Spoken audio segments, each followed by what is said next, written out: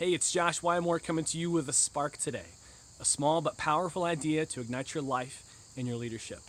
Today's idea is for people that want to be more productive and less stressed. And yes, it's possible to do both of those at the same time. And here's the idea. If you have to remember it, you're doing it wrong.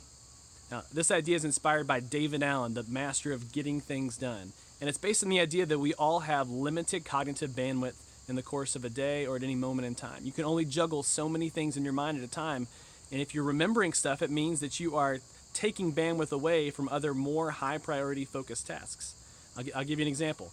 Maybe you have days like this. By 10 a.m., you've got 3 different things you're juggling in your mind at the same time. You're trying to think through an agenda for a meeting you got coming up in a few hours. You're trying to remember to plan book a hotel for your anniversary trip coming up in a few weeks. And you're also trying to remember to grab a bag of Doritos on your way home from work at 5 p.m. If you're juggling all these things, one of 3 things is happening. Either you're not very focused on the stuff that's actually in front of you because you're preoccupied in your mind. You are focused on the stuff that's in front of you, but you're pretty stressed because you're trying to balance it all. Or more likely, you're stressed and not focused and not very productive.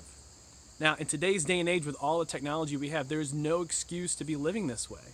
Between Google calendars, Outlook reminders, Siri, even just print and paper notepads, there's no reason you should be juggling all these things in your head. If you have to remember it, you're doing it wrong.